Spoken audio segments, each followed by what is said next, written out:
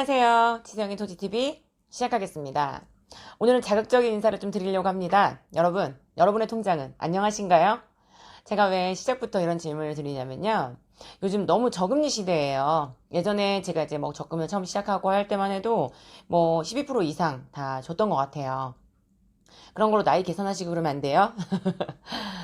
그렇게 주고 했는데, 이제 지금 저금리 시대를 또 벗어나서 이제 마이너스 시대로 간다고 하고 있습니다. 그러다 보니까 은행에 넣어놓는 게 내 재산을 불리는 건지, 지키려는 건지, 뭐 어떤, 저가 목적이 없어요. 지켜지는 거는 그대로, 지금 물가는 계속 올라가는데 돈을 그대로 놔둔다고 해서 그게 지키는 걸까요, 과연? 그래서 여러분, 지금 같은 저금리 시대에 어떤 투자 방법이 있는지 여러분에게 방법을 제시해 드리려고 오늘 방송을 시작했습니다. 제가 얘기를 드리는 걸 잘 따라오세요. 일단 이렇게 저금리일 때 대출 금리는 어떤가요, 여러분?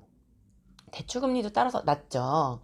그러면 쉽게 설명해 드릴게요. 여러분이 이제 상상을 해보세요. 내가 지금 집을 한 채 사야 돼요. 그래서 일단 대출은 끼워야 되고요. 대출이 필요하고요. 그러면 금리가 낮을 때 더 내 집을 마련하고 싶으시겠어요? 금리가 높을 때 내 집을 마련하고 싶으시겠어요? 당연히 금리가 낮을 때 사람들의 수요가 더 올라갑니다. 금리가 낮기 때문에 좀 더 이제 심리적 부담이 덜하기 때문이죠. 고금리일 때는 좀 위축이 되잖아요. 그래서 매도하는 시기가 저금리일 때 더 많이 일어나서 이렇게 저금리일 때 부동산은 더 화랑입니다. 매입하려 하는 사람들이 많다 보면 이건 뭐죠? 수요가 올라가는 거예요. 여러분, 수요가 많아지면 어떻게 돼요? 가격이 올라가죠. 그럼 거꾸로 공급이 많아질 때는 어떤가요? 가격이 떨어지거나 안정을 찾습니다. 그러면, 우리 주부들이 저 같은 이제 한테 이제 공감력 있게 말씀을 드리자면, 이제 저도 시장을 보러 가는데, 시금치가 예전에 그 포항초 뭐 이런 것들은 좀 비쌌었잖아요, 시금치보다. 근데 거의 뭐 동일하게 다 한 단에 800원 막 이렇게 팔더라고요. 여러분들 그걸 보면서 시금치 무침도 하고 시금치 된장국도 하고 너무 좋다 이렇게만 생각을 하시고 끝내셨나요? 우리 이제 현명한 주부가 되려면 이런 걸로도 경제 흐름을 보셔야 됩니다. 이렇게 지금 왜 800원이 됐을까요? 한 달에 2,000원 주고 샀어야 하는 시금치가 왜 지금 800원일까요? 그러면 이것도 생각을 해보면 수요와 공급의 법칙이에요. 공급이 많아졌어요. 너무 농사가 잘 됐어요. 그래서 물건 양이 많아졌기 때문에 갑자기 이렇게 떨이로 팔아야 되는 상황이 된 거예요. 근데 거꾸로 또 흐름을 또 보자면 일단 공급이 많아져서 올해는 쌌지만 어떤 사람은 인건비까지 들여서 이걸 하느니 차라리 밭을 갈아엎어버리겠다 이러신 분들도 많이 있어요, 농사 짓는 분들 중에. 그래서 사실은 우리는 이런 농작물들을 보면서 그런 것들까지도 많이 생각을 해봐야 돼요. 그래서 여튼 그 내년에는 그때 그랬으니까 이 농작물은 안 해야지 이렇게 생각하시는 분들이 많이 계시지 않을까요? 그러면 그 다음에는 그게 또 그 농작물이 또 폭등을 합니다. 농사를 짓는 사람들이 많지 않아지는 거죠. 그렇듯이 그럴 때는 공급이 없으니까 수요는 있는데 공급이 없어. 그러니까 가격은 올라가게 되는 거예요. 그런 거랑 똑같이 우리는 부동산에 잘 적용을 해서 봐야겠죠. 그래서 이렇게 시장을 볼 때도 시장 경제에 대입을 해서 보신다면 분명히 어떤 방향으로 이제 내 자금을 끌고 가야 할지에 대한 그런 방향들이 나올 거예요. 사실은 나 자금도 없는데 무슨 투자야. 이렇게 말씀하시는 분들도 있는데 재테크 이거는 사실 각각 개인의 기호에 맞아야 돼요. 내가 아직 종잣돈이 준비되지 않았다면 내 지출을 줄이는 것도 사실은 재테크예요. 그래서 제가 저번 방송에도 말씀을 드렸어요.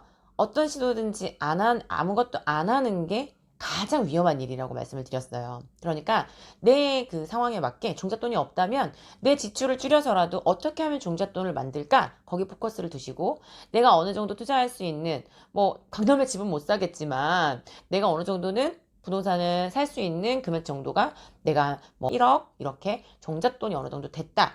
이렇게 생각하시면 내 금액에 맞게 3천을 모으신 분한테는 3천에 맞는 부동산을 찾으셔야 될 거고 부동산이든 어떤 뭐 투자 상품이든 간에 말이에요. 그리고 5천, 1억 자기 금액대에 맞춰서 생각을 하시라는 거예요. 그래서 이런 부분을 늘 항상 여러분께서는 깨어서 준비를 하셔야 하고 이런 얘기를 제가 드리는 이유는 저는 꼭 뭐 부동산이 답이다. 저는 사실 개인적으로 토지가 답이다. 라고 말씀을 드립니다. 근데 다들 견해들이 다르거든요. 왜냐면 경험치가 다 다르기 때문이에요. 근데 그 다른 다 각각 갖고 있는 다른 경험치들을 내 경험, 그리고 거기다 플러스 다른 사람들이 가졌던 경험들을 다 노하우들을 녹아내서 배우신다면 더 좋은 투자를 하실 수 있으시겠죠. 그래서 저는 아무것도 하지 않는 게 가장 위험한 거고 꼭 여러 가지를 하시라고 말씀드리는 겁니다. 자, 오늘 총정리를 하자면 수요와 공급의 법칙에 의해서 개발을 할 수 있는 곳들은 당연히 폭등을 할 수밖에 없습니다. 왜냐? 수요가 몰리니까. 그리고 어떤 곳이든 우리나라는 땅이 제한적이기 때문에 공급은 제한되어 있습니다. 그렇기 때문에 개발이 일어나는 곳이라면 무조건 폭등합니다. 여러분께서 주변에 조금만 눈 돌려서 보시면 내 주변에서 그런 일들이 일어나는 것들을 많이 보셨을 거예요. 일단 도로 하나만 생겨도 엄청나게 큰 호재여서 가격들이 많이 오르는 것도 보셨을 거예요. 제가 나중에는 좀 쉽게 지역으로 몇 군데 지역을 지정해서 한번 그런 설명도 한번 드리도록 하겠습니다.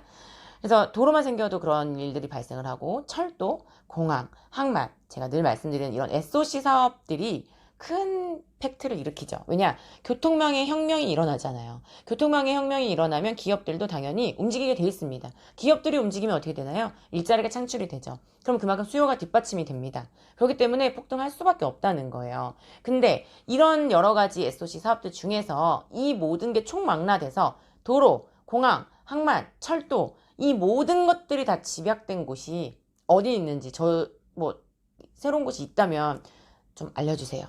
단연코 저는 말씀드릴 수 있는 건 새만금 한 곳밖에 없습니다. 그래서 제 지금 또 새만금을 다른 방송 연결해서 제 방송 또 보시면 아시겠지만 새만금의 사업은 너무 무궁무진하고 어떤 분들 그래요. 아우 땅을 왜 그렇게 멀리 사요? 난 좀 가까운 데 사고 싶어요. 근데 거꾸로 질문을 드릴게요. 가까운데 내가 가서 농사 경작할 것도 아니고 왜 가까운 데 사시려고 하세요? 그러면 이제 보통은 불안해서 잘못되면 농사라도 짓겠대요. 잘못될 땅은 사시면 안 되는 거예요. 그건 투자가 아니에요. 그러니까 우리는 아까 제가 말씀드린 수요와 공급의 법칙에 의해서 수요가 많이 일어나고 공급은 제한적인 그런 곳에 투자를 하셔야 큰 돈을 버실 수 있는 것입니다. 그래서 지역에 한정을 두지 마시고 앞으로 개발할 수 있는 곳, 앞으로 발전할 수 있는 곳, 앞으로 폭등할 수 있는 곳에 여러분께서 내 정말 소중한 자산을 묻어 놓으셔야 하는 겁니다. 그리고 살 때보다 팔 때가 더 중요한 거 아시죠?